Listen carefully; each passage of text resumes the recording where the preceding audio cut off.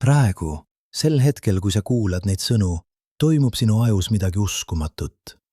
Sinu neuronid tulistavad elektrilisi impulsse läbi sünapside, luues mõtteid, mis pole lihtsalt abstraktsed ideed sinu peas. Need mõtted on füüsilised sündmused.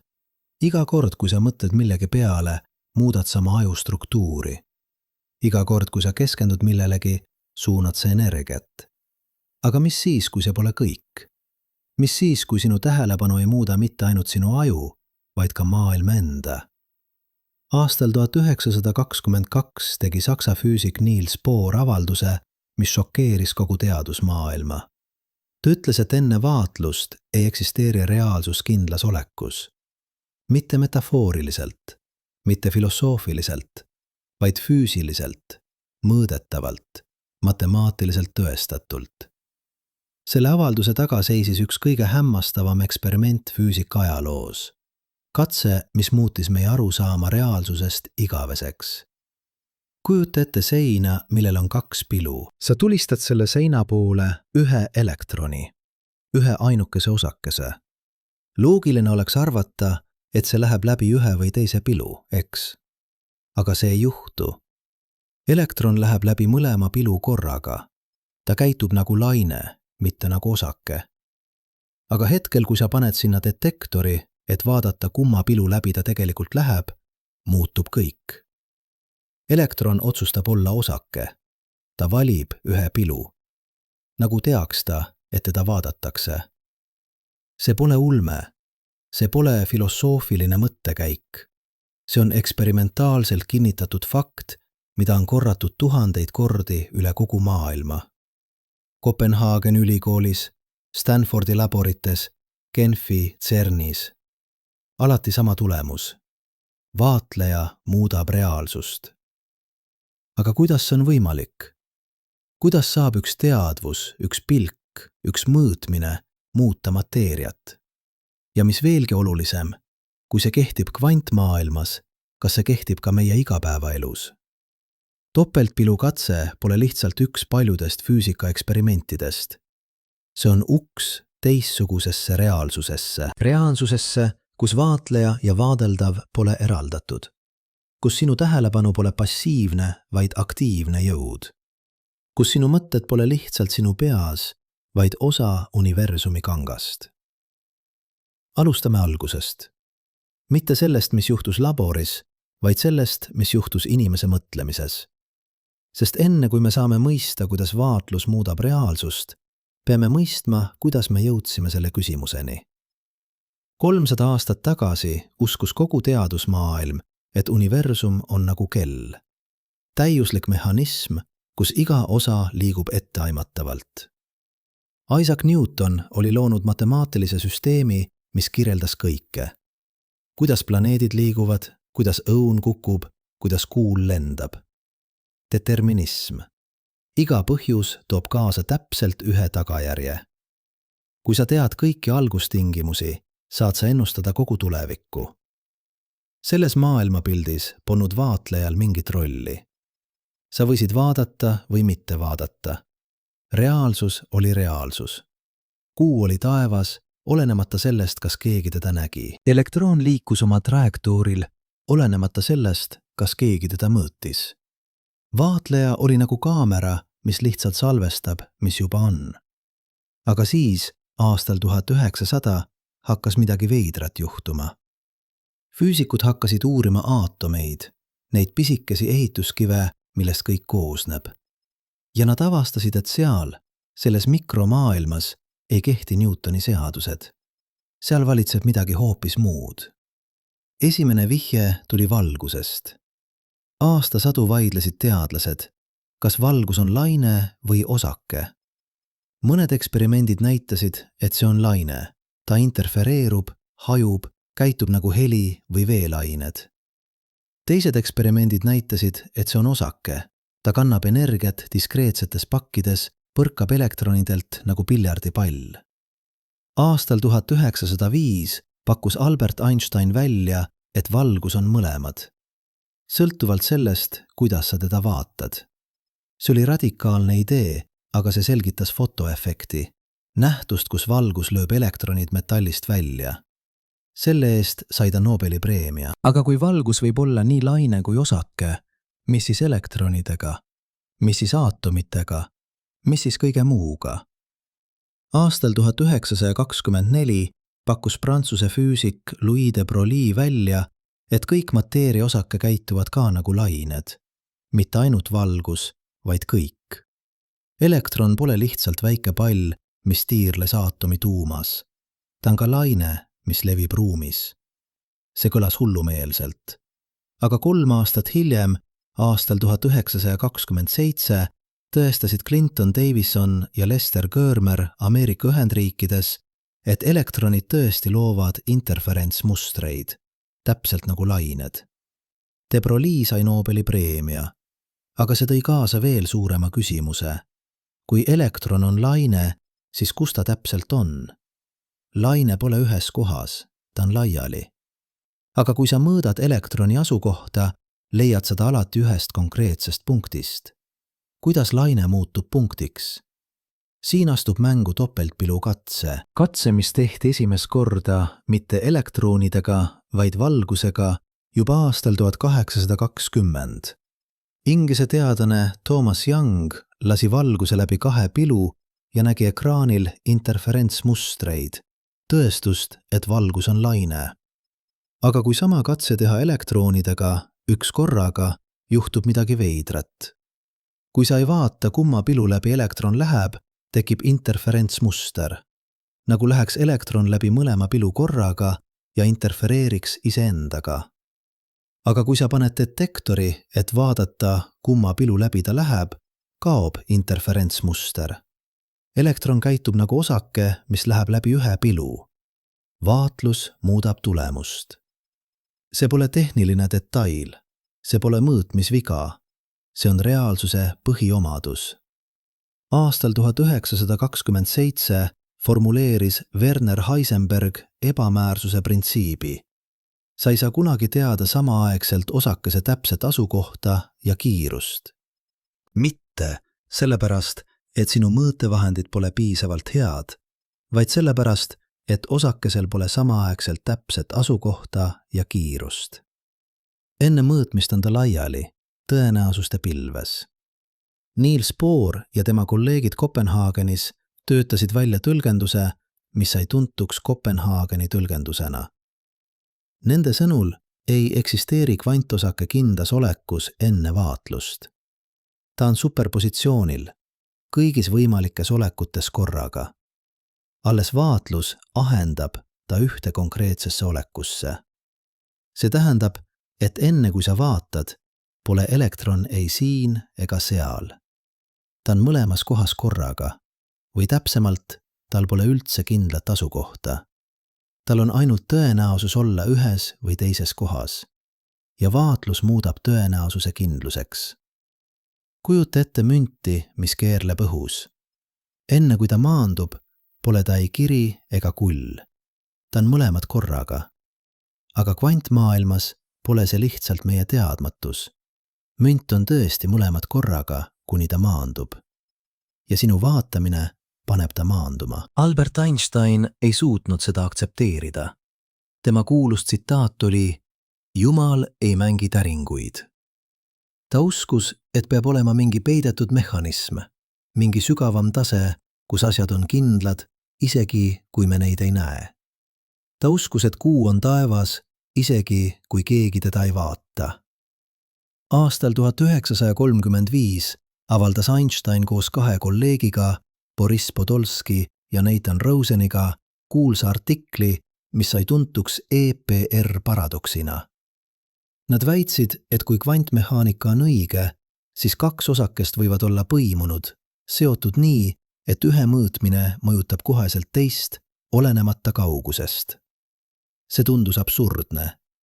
Einstein nimetas seda kummaliseks kaugmõjuks. Aga aastal 1964 tõestas Iiri füüsik John Stuart Bell matemaatiliselt, et kui kvantmehaanika on õige, siis see kummaline kaugmõju peab olema reaalne. Ja aastal 1982 tegi Prantsuse füüsik Alain Aspect eksperimendi, mis kinnitas, põimunud osakesed on tõesti seotud. Ühe mõõtmine mõjutab koheselt teist, isegi kui nad on kilomeetrite kaugusel. Einstein eksis. Reaalsus on veelgi veidram, kui ta suutis ette kujutada. Aga mis see kõik tähendab? Mis on vaatlus? Kas see peab olema inimene? Kas peab olema teadvus? Või piisab lihtsalt füüsilisest detektorist? See on küsimus, mis jagab füüsikuid tänaseni. Mõned ütlevad, et vaatlus on lihtsalt interaktsioon. Kui kvantosake interakteerub millegi suuremaga, ahendab ta oma oleku. Teadvusel pole siin mingit erilist rolli. Detektor teeb sama, mida inimsilm. Teised ütlevad, et teadvusel on eriline roll. Et alles teadlik vaatleja ahendab lainefunktsiooni. Et universum vajab teadvust, et muutuda potentsiaalist reaalsuseks. Ungari-Ameerika füüsik Eugene Wigner pakkus välja mõtteeksperimendi, mis sai tuntuks Wigneri sõbra paradoksina. Kujuta ette, et sinu sõber on laboris ja teeb kvantmõõtmise. Tema jaoks ahendab lainefunktsioon, aga sina oled väljaspool ja ei tea tulemust. Sinu jaoks on sõber ja tema mõõtmine endiselt superpositsioonil. Alles kui sina vaatad, ahendab kogu süsteem, kaasa arvatud sinu sõber. See kõlab absurdselt, aga see näitab, kui sügavalt vaatleja on põimunud reaalsusega kvantmehaanikas. Mõned füüsikud nagu Roger Penrose ja Stuart Hameroff on pakkunud välja, et teadvus ise on kvantprotsess. Et sinu ajus, mikrotorukestes, mis on osa neuronite struktuurist, toimuvad kvantprotsessid, mis loovad teadvuse. Ja et see teadvus on põimunud universumi kvantstruktuuriga. See on spekulatiivne. Enamik neuroloogiaid ja füüsikuid on skeptilised. Aga see näitab, kui sügavale topeltpilukatse meid viib. See pole lihtsalt küsimus sellest, kuidas elektron käitub. See on küsimus sellest, mis on reaalsus, mis on vaatleja, mis on teadvus ja mis kõige olulisem, mis on sinu roll selles kõiges. Sest kui vaatlus muudab reaalsust kvantmaailmas, siis kas see muudab ka makromaailmas? Kas sinu tähelepanu, sinu mõtted, sinu ootused kujundavad sinu kogemust? Mõtle oma elule. Mitu korda oled sa märganud, et kui sa keskendud millelegi, näed sa seda kõikjal? Kui sa mõtled uue auto ostmisele, näed sa seda mudelit igal pool tänaval. Kui sa kardad midagi, tundub, et see juhtub sagedamini. Psühholoogid nimetavad seda kinnituse nihkeks või selektiivseks tähelepanuks. Aga mis siis, kui see pole lihtsalt psühholoogia? Mis siis, kui sinu tähelepanu tõesti kujundab sinu reaalsust? Mitte ainult seda, mida sa märkad, vaid seda, mis juhtub. See on küsimus, mis viib meid kvantfüüsikast filosoofiasse, psühholoogiasse, isegi vaimsusesse. Ja see on küsimus, millele pole lihtsat vastust. Aga enne kui me läheme sügavamale, peame mõistma, mis täpselt juhtub topeltpilukatses. Mitte lihtsalt üldiselt, vaid detailselt, samm-sammult.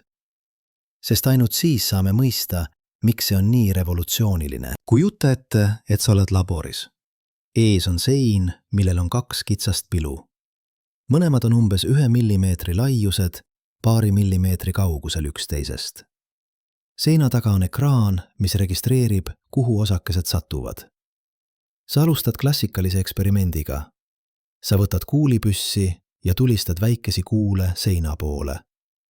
Mõned kuulid lähevad läbi vasaku pilu, mõned läbi parema, enamik põrkab seinast tagasi. Ekraanil näed sa 2 triipu, üks vasaku pilu taga, teine parema pilu taga. Täpselt nagu ootad. Nüüd sa sulged ühe pilu ja tulistad ainult teise poole. Ekraanil on 1 triip. Sa sulged selle ja avad teise. Ekraanil on 1 triip teises kohas. Sa avad mõlemad. Ekraanil on 2 triipu. Loogiline. Kuulid käituvad nagu osakesed. Nüüd sa asendad kuulipüssi valgusallikaga. Sa lasid valguse läbi 2 pilu. Ja ekraanil näed sa mitte 2 triipu, vaid tervet mustrit. Heledad ja tumedad triibud vahelduvad. interferentsmuster. Tõestus, et valgus on laine. Miks see juhtub? Sest valgus läheb läbi mõlema pilu korraga. 2 lainet kohtuvad ekraanil. Mõnes kohas on nad faasis, mõlemad on tipus samaaegselt ja nad võimendavad üksteist. Hele triip. Teises kohas on nad vastupidises faasis. Üks tipus, teine orus ja nad tühistavad üksteist. Tume triip. See on klassikaline laine interferents. Sama, mis juhtub, kui 2 veelainest kohtuvad. Midagi üllatavat siin pole. Aga nüüd tuleb huvitav osa. Sa asendad valgusallika elektroni allikaga. Sa tulistad elektrone seina poole. Ja sa näed interferentsmustreid, nagu oleks elektron laine. Aga oota, elektron on osake, eks? Tal on mass, laeng, ta on lokaliseeritud. Kuidas ta saab läbi mõlema pilu korraga minna?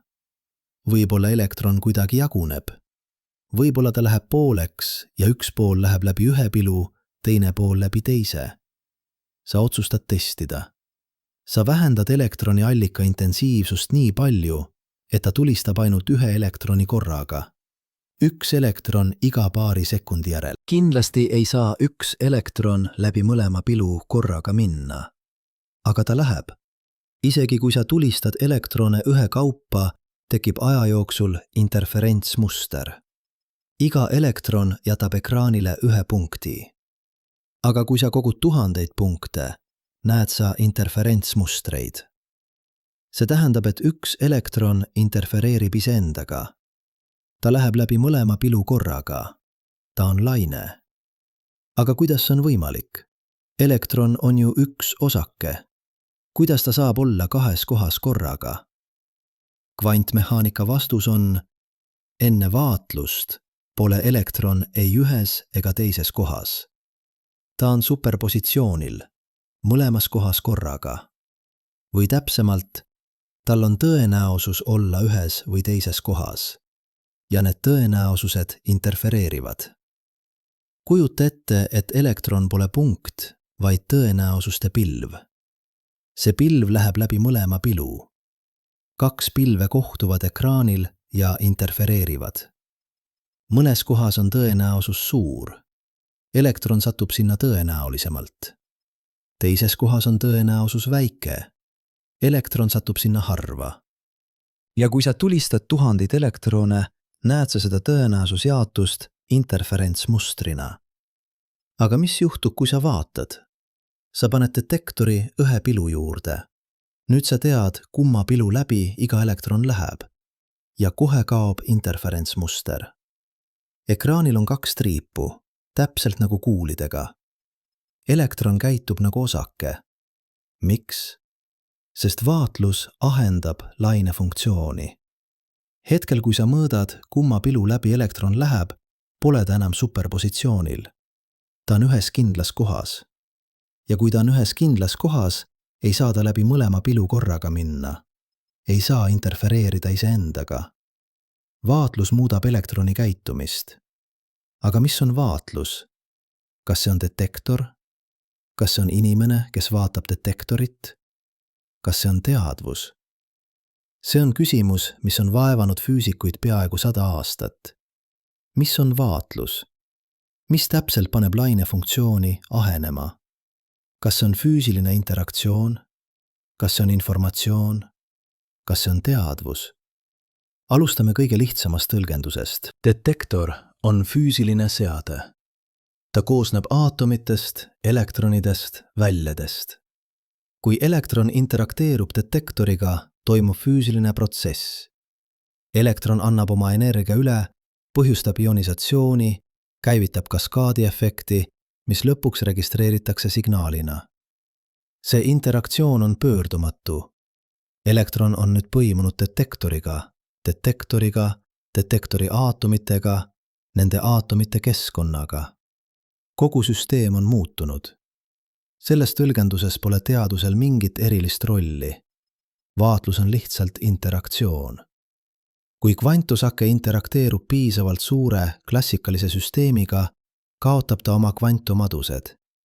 See protsess kannab nimetust dekoherents. Kvantinformatsioon lekib keskkonda. Superpositsioon kaob. See tõlgendus on populaarne, sest ta ei nõua midagi müstilist. Pole vaja teadvust, pole vaja erilist vaatlejat, lihtsalt füüsika. Aga see jätab lahti ühe olulise küsimuse. Millal täpselt toimub ahenemine?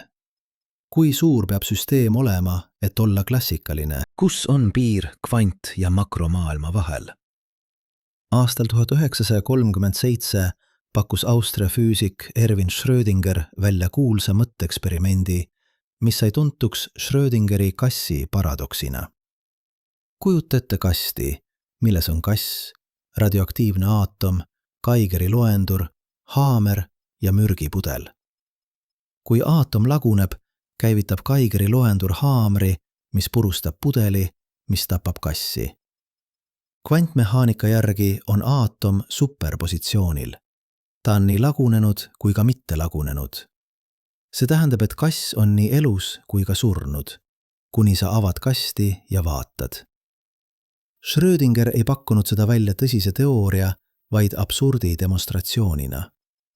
Ta tahtis näidata, et kvantmehaanika viib loogilise absurdini, kui seda rakendada makroobjektidele. Kass ei saa olla nii elus kui ka surnud. Midagi peab olema valesti. Aga mis? Kopenhaageni tõlgenduse järgi on kass tõesti superpositsioonil, kuni sa vaatad. Vaatlus ahendab lainefunktsiooni. Aga millal täpselt? Kas siis, kui fotonid kassi kehast peegelduvad? Kas siis, kui need fotonid jõuavad sinu silma võrkkestale? Kas siis, kui sinu aju töötleb signaali? Kas siis, kui sa muutud teadlikuks? Mõned füüsikud nagu John von Neumann väitsid, et ahenemine toimub alles teadvuses. Et kogu füüsiline protsess, fotonid, võrkkest, närviimpulsid, on endiselt kvantprotsess, endiselt superpositsioonil. Alles teadlik kogemus ahendab lainefunktsiooni. See tõlgendus on radikaalne. Ta paneb teadvuse reaalsuse keskpunkti, aga ta toob kaasa ka probleeme. Kui ainult teadvus ahendab lainefunktsiooni, siis mis juhtus enne, kui teadvus tekkis? Kas kogu universum oli superpositsioonil esimese teadliku olendi tekkimiseni? Ja mis on teadvus? Kas bakteril on teadvus? Kas arvutil võib olla teadvus? Teine tõlgendus, mida pakkus välja Ameerika füüsik Hugh Everett aastal 1957, väldib seda probleemi täielikult. Tema sõnul ei ahene lainefunktsioon kunagi. Iga kord, kui toimub kvantmõõtmine, jaguneb universum. Ühes universumis läks elektron läbi vasaku pilu, teises universumis läks ta läbi parema pilu. Mõlemad universumid on võrdselt reaalsed. Sa lihtsalt koged ühte neist. See on mitmete maailmade tõlgendus. Ta kõlab nagu ulme, aga ta on matemaatiliselt järjekindel. Ta ei vaja ahenemist. Ta ei vaja erilist vaatlejat. Lihtsalt lõpmatu arv paralleelseid universumeid, mis hargnevad iga kvantprotsessi juures. Aga see toob kaasa oma probleemid. Kui iga võimalik tulemus realiseerub mõnes universumis, siis miks me kogeme tõenäosusi? Miks mõned tulemused on tõenäolisemad kui teised? Ja kas need teised universumid on tõesti reaalsed, kui me ei saa nendega kunagi suhelda? Kolmas tõlgendus, mida arendas edasi füüsik David Bohm, väidab, et kvantmehaanika pole täielik teooria. Et on olemas peidetud muutujad, informatsioon, mida me ei tea, aga mis määrab osakese täpse trajektoori. Selles tõlgenduses on elektron alati kindlas kohas, aga teda juhib pilootlaine, mis läheb läbi mõlema pilu. Vaatlus ei muuda elektroni, vaid lihtsalt paljastab, kus ta on. See tõlgendus on deterministlik, pole juhust, pole ahenemist. Aga ta nõuab kiiremini kui valgus levivat informatsiooni, kvantpotentsiaali, mis ühendab kõiki osakesi kogu universumis. See on vastuolus relatiivsusteooriaga, mis ütleb, et miski ei saa liikuda kiiremini kui valgus. Nii et meil on mitu tõlgendust, igaühel oma tugevused ja nõrkused. Ja kõige huvitavam on see, et kõik need tõlgendused teevad täpselt samu ennustusi. Eksperimentaalselt pole võimalik neid eristada. Topeltpilukatse annab sama tulemuse, olenemata sellest, millist tõlgendust sa usud. See tähendab, et küsimus pole ainult teaduslik, vaid ka filosoofiline. Milline maailmapilt on kõige mõistlikum? Milline on kõige elegantne? Milline on kõige vähem absurdne? Aga enne kui me saame seda otsustada, peame vaatama veel ühte eksperimenti. Eksperimenti, mis teeb olukorra veelgi veidramaks. Eksperimenti, mis näitab, et vaatlus ei mõjuta ainult olevikku, vaid ka minevikku. See on viivitatud valiku eksperiment. Aastal 1978 pakkus John Wheeler välja mõtteeksperimendi. Kujuta ette topeltpilukatset, aga ekraani asemel on peeglid, mis suunavad elektroni trajektoori 2 erinevasse detektorisse. Üks detektor registreerib elektroone, mis läksid läbi vasaku pilu. Teine registreerib elektroone, mis läksid läbi parema pilu. Aga nüüd tuleb trikk. Sa otsustada alles pärast seda, kui elektron on piludest läbi läinud, kas sa paned detektorid paika või mitte. Kui sa paned, näed sa, kumma pilu läbi elektron läks. Kui sa ei pane, näed sa interferentsmustreid. See tähendab, et sinu otsus praegu määrab, kuidas elektron käitus minevikus. Kui sa otsustad vaadata, käitus elektron nagu osake, läks läbi ühe pilu.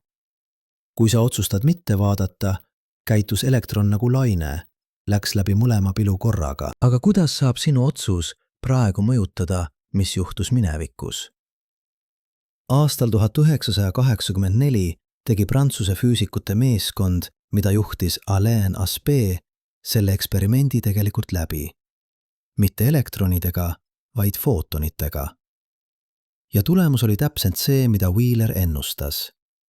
Viivitatud valik tõesti mõjutas, kuidas footon käitus. See pole ajarännak, see pole põhjuse ja tagajärje rikkumine. See on lihtsalt veel üks näide sellest, kui radikaalselt erineb kvantmaailm meie igapäevasest kogemusest. Minevikus pole kindlat fakti, kuni see on vaadeldud. Enne vaatlust on ainult tõenäosused. Mõtle, mis see tähendab. Sinu mälestused on sinu mineviku vaatlused.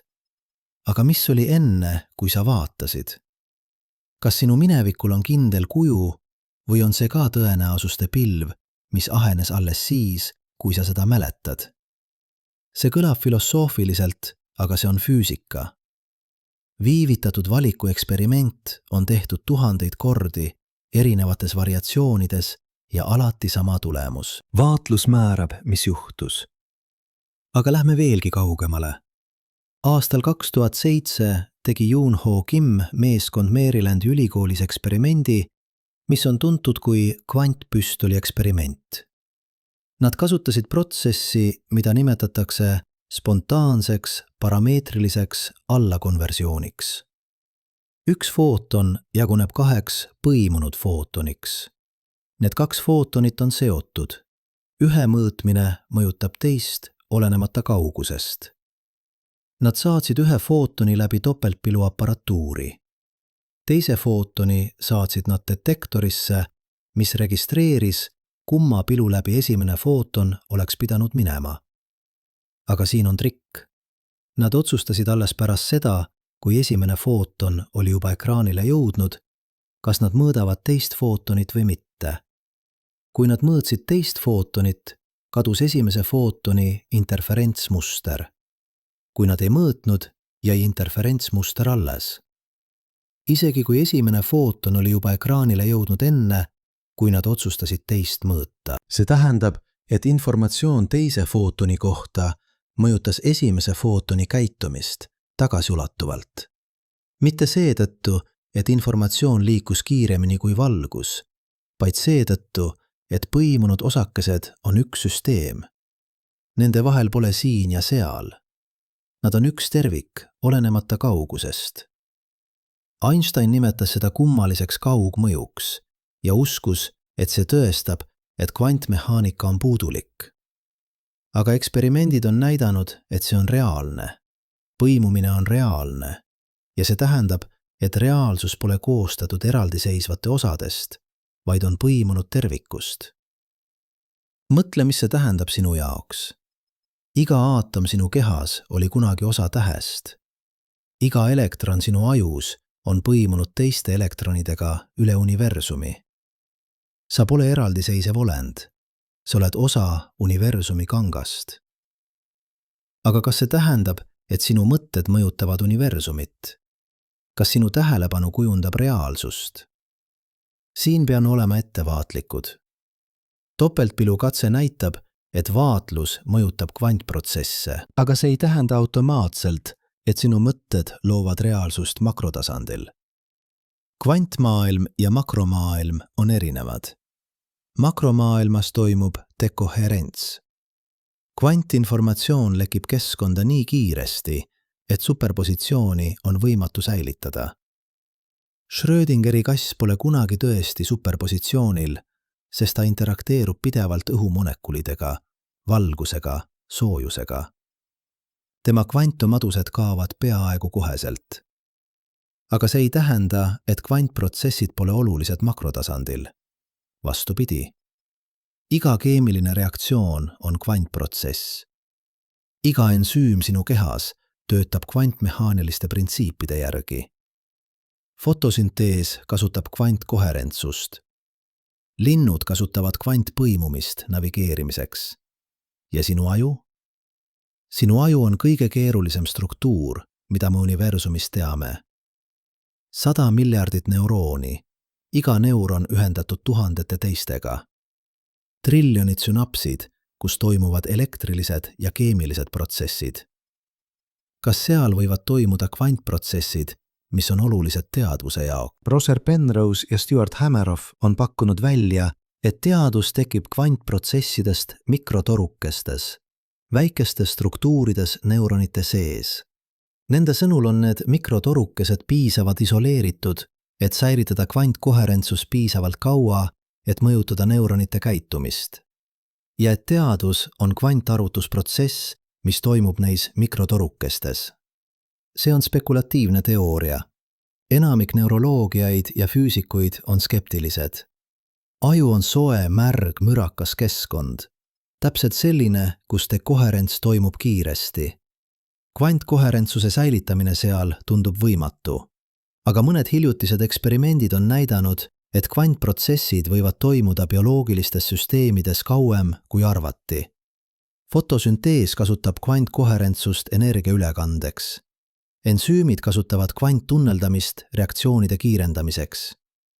Võib-olla ka aju kasutab kvantprotsesse. Aga isegi kui see on tõsi, ei tähenda see, et sinu mõtted loovad reaalsust otseselt. Kvantprotsessid sinu ajus mõjutavad sinu mõtteid, aga sinu mõtted ei muuda kvantprotsesse väljaspool sinu aju. Vähemalt mitte otseselt. Või siiski.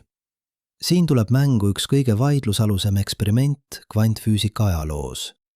Eksperiment, mis väidab, et teadvus tõesti mõjutab kvantprotsesse.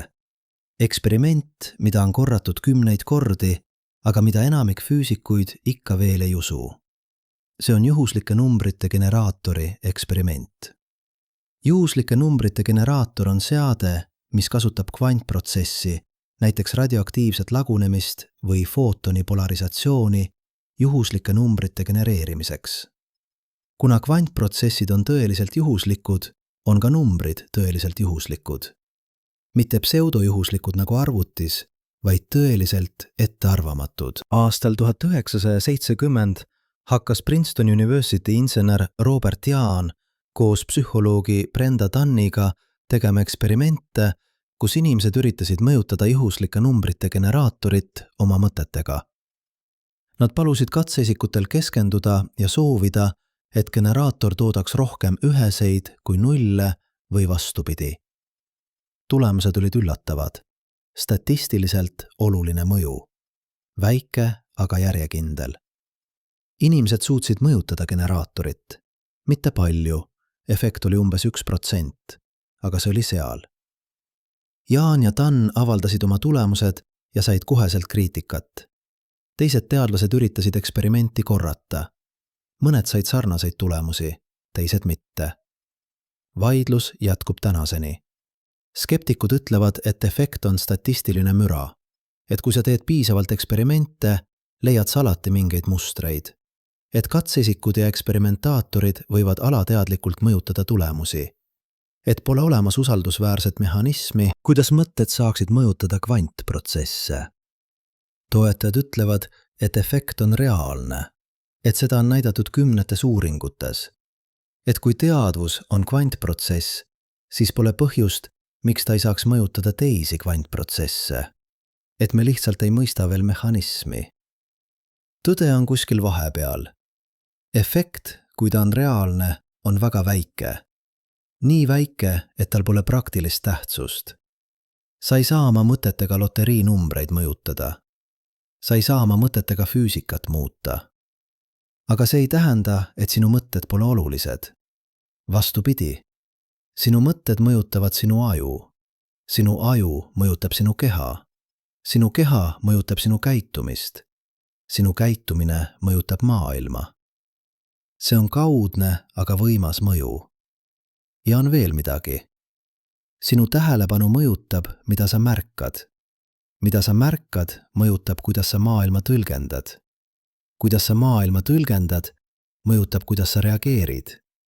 Kuidas sa reageerid, mõjutab, mis juhtub. See pole kvantmehaaniline efekt. See on psühholoogiline efekt. Aga see on võib-olla veelgi võimsam. Mõtle oma elule. Kui sa ootad, et midagi halba juhtub, oled sa pinges. Kui sa oled pinges, käitud sa erinevalt. Kui sa käitud erinevalt, reageerivad teised inimesed erinevalt. Ja lõpuks juhtub see, mida sa kartsid. Mitte sellepärast, et sinu mõtted lõid selle otseselt, vaid sellepärast, et sinu mõtted mõjutasid sinu käitumist, mis mõjutas tulemust. See on eneseteostuv ennustus. Ja see on võimas. Sama kehtib positiivsete ootuste kohta. Kui sa ootad edu, oled sa enesekindel. Kui sa oled enesekindel, käitud sa erinevalt. Kui sa käitud erinevalt, reageerivad teised inimesed erinevalt. Ja lõpuks saavutad sa edu. Mitte sellepärast, et sinu mõtted lõid selle otseselt, vaid sellepärast, et sinu mõtted mõjutasid sinu käitumist, mis mõjutas tulemust. See on platseebo-efekt, aga laiemas mõttes. Sinu uskumused mõjutavad sinu reaalsust. Mitte kvantmehaaniliselt, vaid psühholoogiliselt ja sotsiaalselt. Aga kas see on kõik? Kas pole mingit sügavamat ühendust sinu teadvuse ja universumi vahel? Mõned füüsikud ja filosoofid usuvad, et on. Nad osutavad sellele, et kvantmehaanika näitab, et vaatleja ja vaadeldav pole eraldatud. Et informatsioon on reaalsuse põhikomponent. Et universum pole mehaaniline kell, vaid midagi muud. Võib-olla isegi midagi, mis sarnaneb teadvusele. Füüsik John Wheeler pakkus välja idee, mida ta nimetas sebittidest. It from bit. Tema sõnul on iga füüsiline suurus, iga 51, põhimõtteliselt informatsioon, bit. Universum pole koostatud mateeriat, vaid informatsioonist. Ja informatsioon nõuab vaatlejat. See on radikaalne idee, aga see on kooskõlas kvantmehaanilise maailmapildiga. Enne vaatlust pole kindlat fakti, on ainult tõenäosused. Alles vaatlus muudab tõenäosuse faktiks. Alles vaatlus loob informatsiooni. Kui see on tõsi, siis vaatleja pole lihtsalt passiivne pealtvaataja. Vaatleja on aktiivne osaleja reaalsuse loomises. Mitte ainult kvantmaailmas, vaid kõikjal. Aga kes on vaatleja? Kas see oled sina? Kas see on sinu teadvus? Või on see midagi suuremat, universaalne teadvus, mille osa sa oled? Need on küsimused, mis viivad meid füüsikast filosoofiasse. Ja need on küsimused, millele pole lihtsat vastust. Aga enne kui me läheme sügavamale filosoofiasse, peame vaatama veel ühte aspekti. Aspekti, mis ühendab kvantfüüsikat, neuroloogiat ja psühholoogiat. Aspekti, mis näitab, kuidas sinu aju loob sinu reaalsust. Sest sinu reaalsus pole see, mis on seal väljas. Sinu reaalsus on see, mida sinu aju konstrueerib. Ja see konstruktsioon on palju paindlikum, kui sa arvad. Praegu, sel hetkel, kui sa kuulad neid sõnu, ei koge sa maailma otseselt. Sa koged oma aju rekonstruktsiooni maailmast. Iga värv, iga heli, iga tunne, see kõik on sinu aju loodud mudel. Ja see mudel on üllatavalt paindlik. Aastal 1969 tegi Ameerika psühholoog George Stratton eksperimendi, mis muutis meie arusaama tajumisest igaveseks. Ta kandis prille, mis pöörasid tema nägemisvälja tagurpidi. Kõik, mida ta nägi, oli pea peale. Esimesed päevad olid kaootilised. Ta ei suutnud kõndida, ei suutnud asju haarata, tundis pidevat iiveldust. Aga siis, umbes 5 päeva pärast, hakkas midagi uskumatut juhtuma. Tema aju kohandus. Maailm hakkas tunduma normaalne.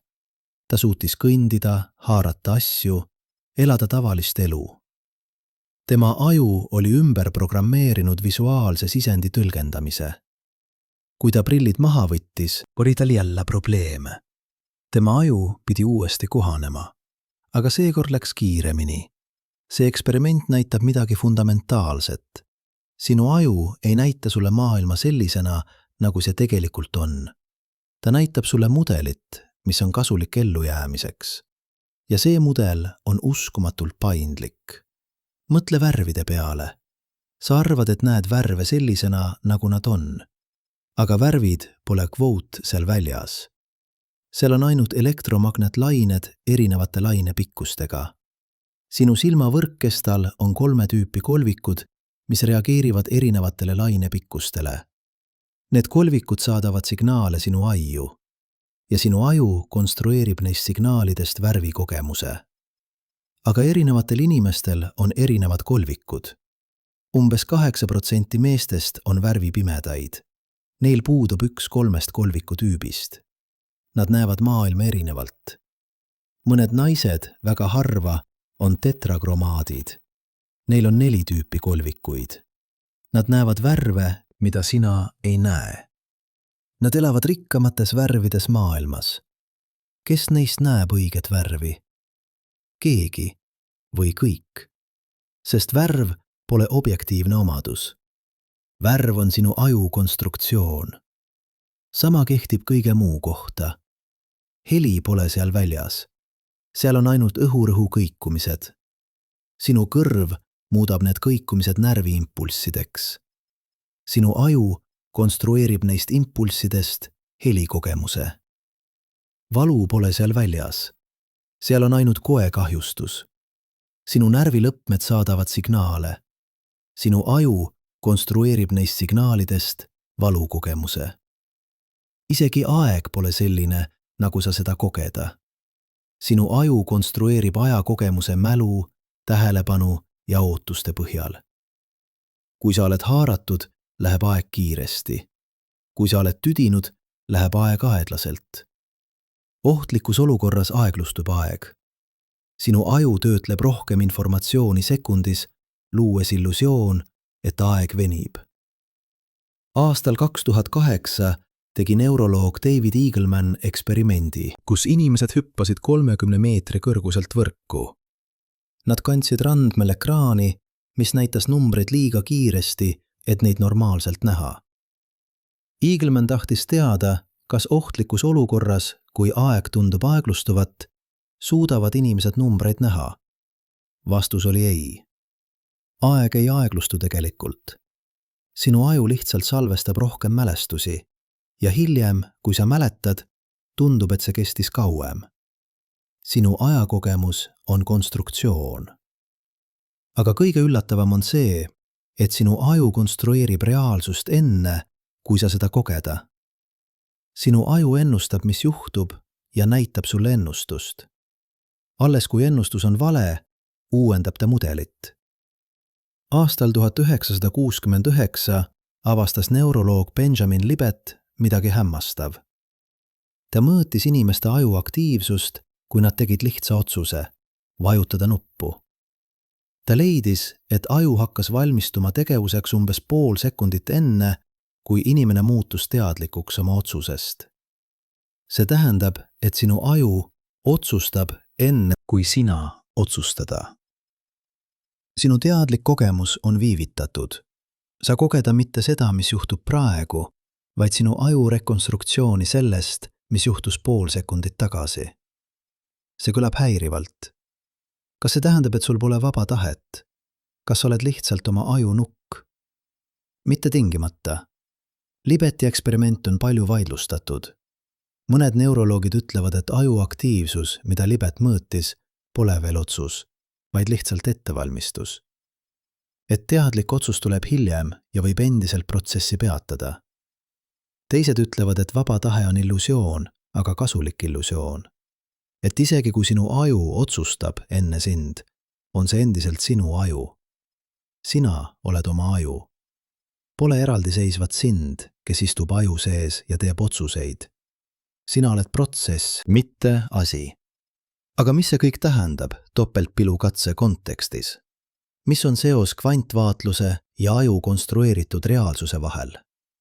Seos on informatsioon.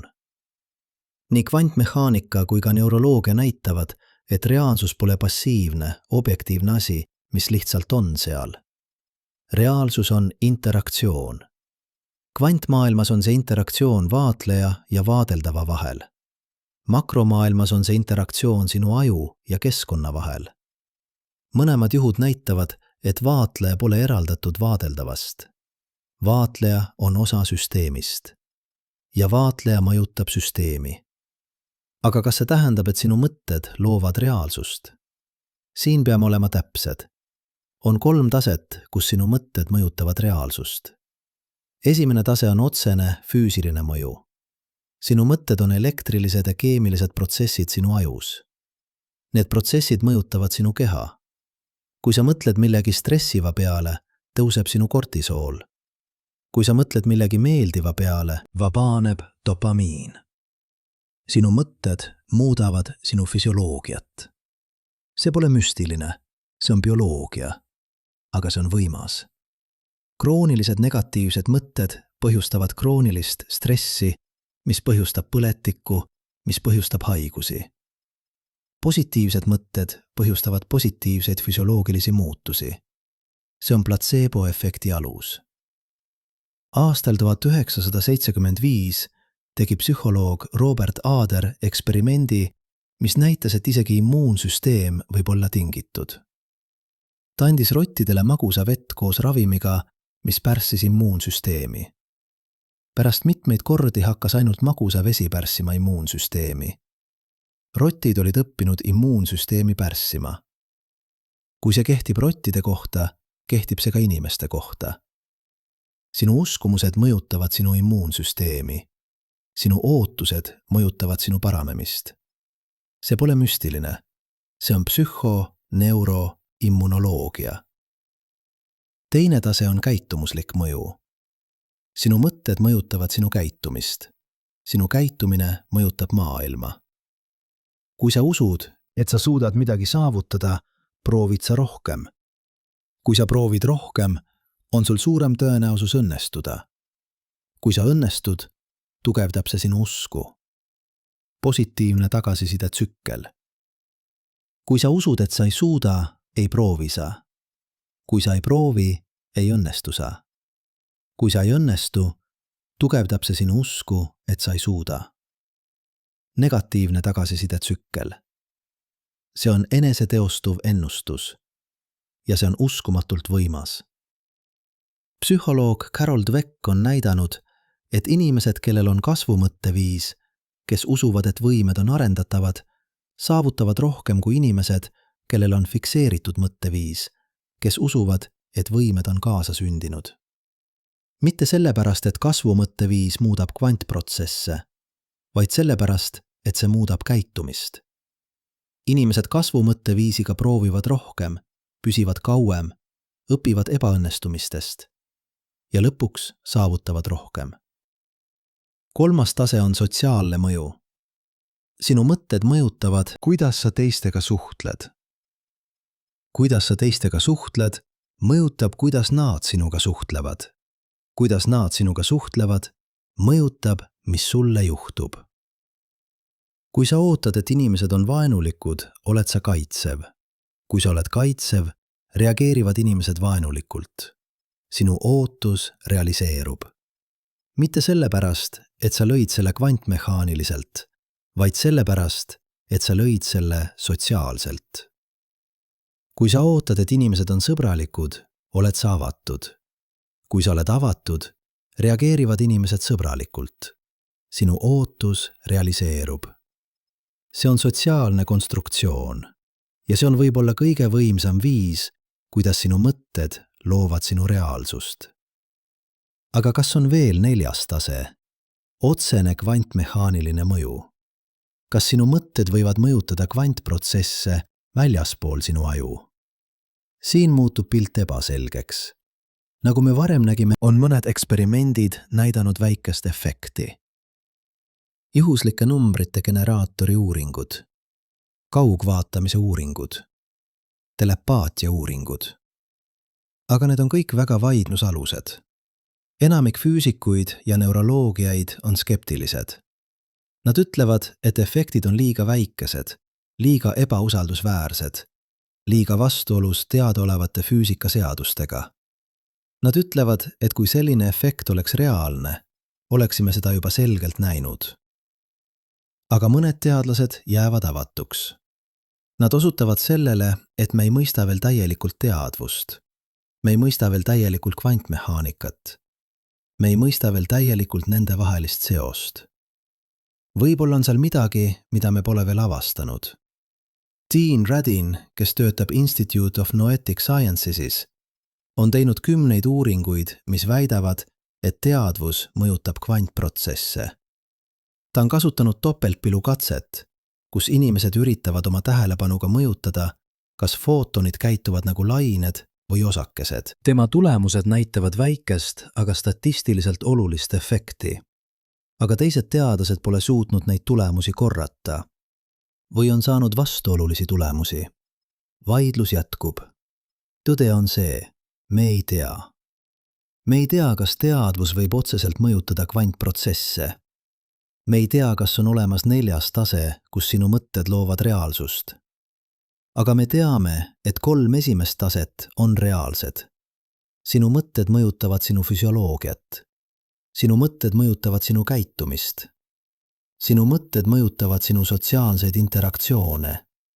Ja kõik need koos loovad sinu kogetud reaalsust. See pole vähem võimas sellepärast, et see pole kvantmehaaniline. Vastupidi. See on võib-olla võimsam, sest see on midagi, mida sa saad teadlikult kasutada. Mõtle oma elule.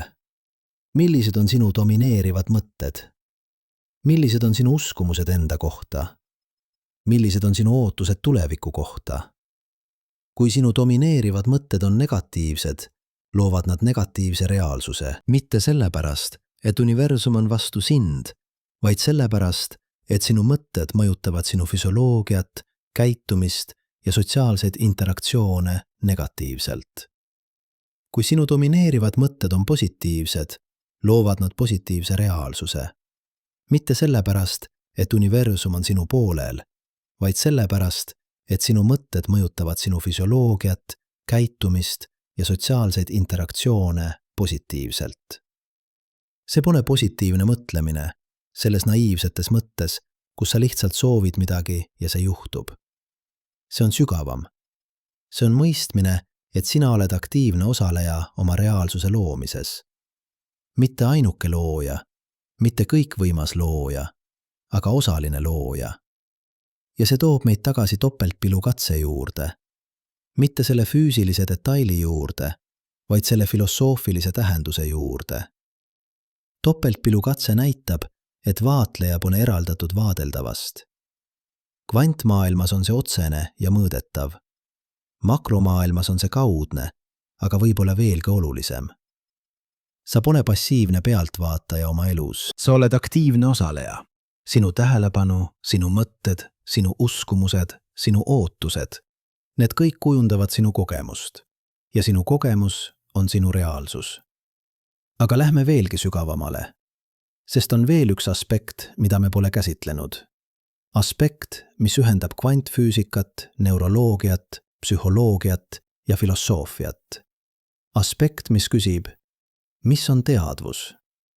Sest kui me tahame mõista, kuidas vaatlus mõjutab reaalsust, peame mõistma, mis on vaatleja. Ja see viib meid ühe sügavaima küsimuse juurde, mida inimkond on kunagi küsinud. Aastal 1964 kirjutas Austria filosoof Thomas Nagel artikli pealkirjaga Milline on olla nahkhiir? Ta küsis, kuidas on olla nahkhiir? Nahkhiir kasutab eholokatsioon. Ta näeb helide abil. Tema kogemus maailmast on fundamentaalselt erinev meie omast.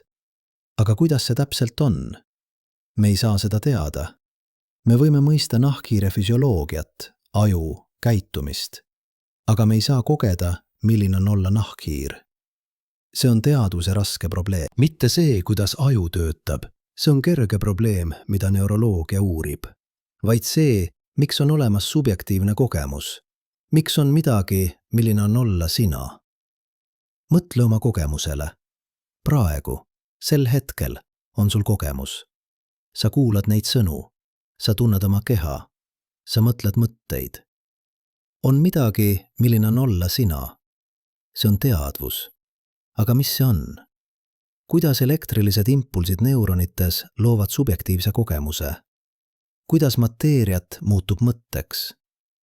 Mõned filosoofide teadlased ütlevad, et see on illusioon. Et pole olemas eraldi teadvust. On ainult informatsiooni töötlus. Sinu aju töötleb informatsiooni ja loob illusiooni, et on olemas sina, kes kogeb.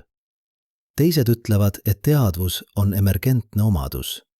Nagu vedelikkus tekib veemolekulide interaktsioonist, tekib teadvus neuronite interaktsioonist. Pole vaja midagi müstilist, lihtsalt piisavalt keeruline süsteem. Kolmandad ütlevad, et teadvus on fundamentaalne, et see pole mateeriat omadus, vaid universumi põhikomponent. Et mateeriat ja teadvus on kaks aspekti samast reaalsusest. See on panpsühhism, idee, et kõigel on mingi tase teadvust. Neljas vaade ütleb, et teadvus on kõik, mis on. Et mateeriat on teadvuse ilming, mitte vastupidi. See on idealism. Idee, et reaalsus on fundamentaalselt vaimne, mitte materiaalne. Iga vaade toob kaasa oma probleemid. Kui teadvus on illusioon, kes siis kogeb illusiooni? Kui teadvus on emergentne, miks on olemas subjektiivne kogemus, mitte lihtsalt informatsioonitöötlus? Kui teadvus on fundamentaalne, kuidas ta interakteerub mateeriataga? Kui teadvus on kõik, kust tuleb mateeriat? Need on küsimused, millele pole lihtsat vastust. Aga topeltpilukatse lisab neile küsimustele uue dimensiooni. Sest kui vaatlus mõjutab reaalsust kvantmaailmas ja kui vaatlus nõuab teadvust või vähemalt informatsiooni, siis teadvus pole lihtsalt passiivne peegeldus reaalsusest. Teadvus on aktiivne osaleja reaalsuse loomises. See ei tähenda, et sina isiklikult lood kogu reaalsust, aga see tähendab, et teadvus üldiselt on põimunud reaalsusega. Pole erandiseisvat objektiivset reaalsust ühel pool ja subjektiivset teadvust teisel pool. On üks põimunud süsteem. Füüsik John Wheeler nimetas seda osalusuniversumiks. Tema sõnul pole universum lihtsalt seal, ootamas, et seda vaadeldaks. Universum tekib vaatluse kaudu. Vaatlejad, meie, oleme osa universumist, mis vaatleb iseennast. Ja selle vaatluse kaudu loob universum iseennast. See kõlab ringina ja see ongi ring. Aga võib-olla pole see probleem. Võib-olla on universum fundamentaalselt rekursiivne. Võib-olla on teadvus ja reaalsus kaks aspekti samast tsüklist. Mõtle oma kogemusele. Sina kogeda maailma, aga sina oled osa maailmast. Maailm loob sind. Sina kogeda maailma. Sinu kogemus mõjutab sind. Sina mõjutad maailma. Ring. See pole loogikaviga. See on reaalsuse struktuur. Aga mis see kõik tähendab praktiliselt? Kuidas see muudab sinu elu? Esiteks, see muudab sinu suhet reaalsusega. Sa pole enam passiivne ohver asjaolude suhtes. Sa oled aktiivne osaleja. Mitte kõikvõimas, mitte ainuke looja, aga osaline looja. Teiseks, see muudab sinu vastutust. Kui sinu mõtted mõjutavad sinu reaalsust, siis sa oled vastutav oma mõtete eest. Mitte süüdi, vastutav. On vahe. Süü on minevikku suunatud ja halvav. Vastutus on tulevikku suunatud ja võimestav. Kolmandaks, see muudab sinu võimalusi. Kui sinu reaalsus pole fikseeritud, vaid paindlik, siis sa saad seda muuta. Mitte kergesti, mitte koheselt, aga järk-järgult, järjekindlalt, teadlikult. Neljandaks, see muudab sinu ühendust. Kui sa pole eraldiseisev ego, vaid osa põimunud tervikust, siis sinu heaolu on seotud teiste heaoluga. Sinu edu on seotud teiste eduga. Sa pole konkurendis universumiga. Sa oled koostöös universumiga. Aga kuidas seda praktiliselt rakendada? Kuidas kasutada seda mõistmist oma elus? Esimene samm on tähelepanu. Hakka jälgima oma mõtteid. Mitte neid hindama, mitte neid suruma, lihtsalt jälgima. Millised on sinu domineerivad mõtted? Millised on sinu uskumused? Millised on sinu ootused? Teine samm on valik. Kui sa oled teadlik oma mõtetest, saad sa valida. Sa ei saa kontrollida, millised mõtted tekivad, aga sa saad valida, millistele sa tähelepanu pöörad, millistele sa energiat annad, milliseid sa toidad. Kolmas samm on tegevus. Mõtted ilma tegevuseta on lihtsalt unistused, aga tegevus ilma mõteteta on lihtsalt liikumine. Mõtted ja tegevus koos loovad muutuse. Neljas samm on püsivus. Üks positiivne mõte ei muuda sinu elu, aga 1000 positiivset mõtet, 10 000, 100 000. Aja jooksul järjekindlalt need mõtted muudavad sinu aju struktuuri, muudavad sinu käitumist, muudavad sinu reaalsust. See pole kiire, see pole kerge, aga see on võimalik. Ja see toob meid tagasi alguse juurde. Topeltpilukatse näitab, et vaatlus muudab reaalsust. Kvantmaailmas on see otsene ja mõõdetav. Makromaailmas on see kaudne, aga võib-olla veelgi võimsam. Sinu tähelepanu on sinu kõige võimsam tööriist. Mitte sellepärast, et see muudab kvantprotsesse otseselt, vaid sellepärast, et see muudab sind ja sina muudad maailma. Iga hetk on valik. Millele sa tähelepanu pöörad? Millele sa energiat annad? Mida sa toidad? Need valikud võivad tunduda väikesed, aga aja jooksul need väikesed valikud liituvad. Nad loovad harjumusi. Harjumused loovad käitumist. Käitumine loob tulemusi. Tulemused loovad elu. Sinu elu pole juhuslik. Sinu elu pole ette määratud. Sinu elu on sinu valikute summa. Ja iga hetk on uus valik. Topeltpilukatse on rohkem kui füüsika eksperiment. See on metafoor. Metafoor sellest, kuidas reaalsus töötab. Metafoor sellest, kuidas sina töötad. Metafoor sellest, kuidas sina ja reaalsus on põimunud.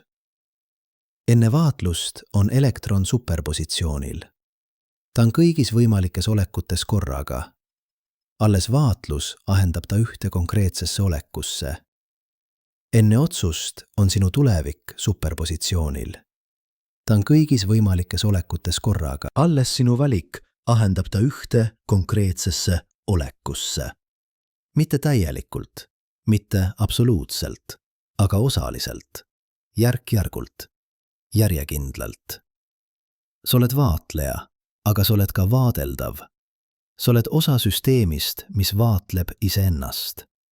Ja selle vaatluse kaudu loob süsteem iseennast. See on topeltpilukatse sügavaim õppetund. Mitte see, et elektron käitub veidral, vaid see, et sina oled osa reaalsusest, mis loob iseennast. Sina oled osa universumist, mis ärkab iseenda teadvusele. Ja see teadvus pole passiivne. See on aktiivne. See on loov. See on võimas. Sinu mõtted loovad reaalsust. Mitte kvantmehaaniliselt, mitte müstiliselt, vaid praktiliselt, mõõdetavalt, järjekindlalt. Iga mõte on valik. Iga valik on tegu. Iga tegu on samm. Iga samm on suund. Ja suund määrab sihtkoha. Kuhu sina lähed? Nüüd, kui oleme jõudnud siia, läbi kvantmehaanika paradokside, läbi aju konstrueeritud reaalsuse, läbi praktiliste rakenduste, peame peatuma. Peame tunnistama midagi fundamentaalset. Midagi, mida teadus harva tunnistab, aga mis on võib-olla kõige olulisem õppetund. Me ei tea. Kuula neid sõnu hoolikalt.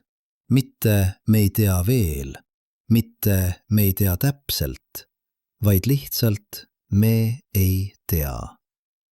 Ja võib-olla on mõned asjad, mida me ei saa kunagi teada. See pole lüüa saamine, see on vabastus. Aastal 1932 kirjutas matemaatik Kurt Gödel oma kuulsad mittetäielikkuse teoreemid. Ta tõestas matemaatiliselt, et igas piisavalt võimsas loogilises süsteemis on väiteid, mida ei saa tõestada ega ümber lükata selle süsteemi sees. Süsteem ei saa olla samaaegselt täielik ja järjekindel. See oli šokk. Matemaatikud olid uskunud, et kõik tõed on põhimõtteliselt tõestatavad. Gödel näitas, et see pole nii. On tõed, mis on tõesed, aga mida ei saa tõestada. Kui see kehtib matemaatika kohta, kõige täpsema, kõige rangema teaduse kohta, siis mis siis füüsikast? Mis siis teadvusest? Mis siis reaalsusest? Heisenbergi ebamäärsuse printsiip ütleb, et sa ei saa kunagi teada samaaegselt osakese täpset asukohta ja kiirust. Mitte sellepärast, et sinu mõõtevahendid pole piisavalt head, vaid sellepärast, et see informatsioon ei eksisteeri. Reaalsus ise on ebamäärane. Gödeli teoreem ütleb, et on tõed, mida ei saa tõestada. Heisenbergi printsiip ütleb, et on faktid, mida ei saa teada. Koos nad näitavad midagi sügavat. Universum pole täielikult mõistetav. Mitte sellepärast, et me pole piisavalt targad, vaid sellepärast, et mõistmine ise on piiratud. Aga miks? Miks on universum selline? Üks vastus on, sest vaatleja on osa süsteemist. Sa ei saa täielikult mõista süsteemi, mille osa sa oled. Silm ei saa näha iseennast. Mõte ei saa mõella iseennast täielikult. Teadvus ei saa olla täielikult teadlik iseendast. See on rekursiooni paradoks. Iga kord, kui sa üritad mõista oma mõistmist, lood sa uue tasandi, mis vajab mõistmist. See on lõpmatu regressioon. Teine vastus on, sest reaalsus on fundamentaalselt loominguline. Kui kõik oleks täielikult määratud, täielikult ennustatav, täielikult mõistetav, poleks ruumi uuele. Poleks ruumi loomingulisusele, poleks ruumi valikule, poleks ruumi teadvusele. Ebamäärsus pole viga, ebamäärsus on võimalus. Mõtle oma elule. Kui kõik oleks ette määratud, kui sa teaksid täpselt, mis juhtub, milline oleks elu? Igav, tähendusetu, pole valikuid, pole võimalusi, pole mõtet. Aga kuna tulevik on ebamäärane, on iga hetk täis võimalusi. Iga valik loob uue haru. Iga tegu avab uue tee. Elu pole skript, mida järgida. Elu on improvisatsioon, mida luua. Topeltpilukatse näitab seda kaunilt. Enne vaatus pole elektron kindlas olekus. Ta on tõenäosuste pilves. Kõik võimalused on avatud. alles vaatlus ahendab ta ühte konkreetsesse olekusse. Aga isegi siis pole tulemus täielikult määratud. On ainult tõenäosused. Sama kehtib sinu elu kohta. Enne otsust pole sinu tulevik kindel. Kõik võimalused on avatud. Sinu valik ahendab võimalusi. Aga isegi siis pole tulemus täielikult määratud. On ainult tõenäosused. Sa oled nagu elektron. Mitte sellepärast, et sa oled väike ja kvantmehaaniline, vaid sellepärast, et sa oled fundamentaalselt ebamäärane, fundamentaalselt vaba, fundamentaalselt loominguline. Aga see toob kaasa vastutuse. Kui tulevik pole ette määratud, kui sa oled kaaslooja, siis sa ei saa süüdistada saatust. Sa ei saa süüdistada universumit. Sa ei saa süüdistada Jumalat. Sa oled vastutav. Mitte täielikult, mitte absoluutselt. Sa pole ainuke looja. On ka teised jõud. On ka juhus. On ka asjad, mida sa ei saa kontrollida. Aga osa, oluline osa, on sinu kätes. Ja see on nii vabastav kui ka hirmutav. Vabastav, sest see tähendab, et sa ei ole kinni. Sa ei ole määratud. Sa ei ole ohver. Sa oled kaaslooja. Hirmutav, sest see tähendab, et sa ei saa peita. Sa ei saa vabandada. Sa ei saa öelda, see pole minu süü. Sa pead võtma vastutuse. Aga siin on paradoks. Mida rohkem sa võtad vastutust, seda vähem sa tunned süüd. Sest süü on minevikku suunatud ja halvav. Vastutus on tulevikku suunatud ja võimestav. Süü ütleb, ma tegin valesti, ma olen halb. Vastutus ütleb, ma tegin valesti, ma õpin, ma kasvan. Süü on staatiline, vastutus on dünaamiline. Süü on suletud, vastutus on avatud. Ja see toob meid tagasi teadvuse juurde. Mis on teadvus? Me ei tea. Aga me teame, et see on midagi erilist. Teadvus on võime olla teadlik. Mitte lihtsalt reageerida. Mitte lihtsalt töötleda informatsiooni, vaid olla teadlik, kogeda, valida. Kivi pole teadlik, ta lihtsalt on. Valgus paistab talle peale, ta neelab või peegeldab. Pole valikut, pole kogemust. Taim on natuke rohkem. Ta reageerib valgusele. Ta kasvab selle poole. Aga kas ta kogeb? Me ei tea. Võib-olla mingil primitiivsel tasandil. Loom on veelgi rohkem. Ta kogeb valu, naudingut, hirmu, soovi. Ta teeb valikuid. Aga kas ta on teadlik oma teadvusest? Kas ta mõtleb oma mõtete peale? Me ei tea. Võib-olla mõned loomad, võib-olla ahvid, delfiinid, elevandid. Aga inimene on teadlik oma teadvusest. Sa ei mõtle mitte ainult, sa mõtled oma mõtete peale. Sa ei koge mitte ainult, sa kogede oma kogemust. Sa ei vali mitte ainult, sa mõtled oma valikute peale. See on metateadvus, teadvus teadvusest. Ja see on midagi erakordset, sest see tähendab, et sa ei ole kinni oma mõtetes. Sa võid vaadata oma mõtteid. Sa võid valida, millistele tähelepanu pöörata. Sa võid muuta oma mõtlemist. See on vabadus.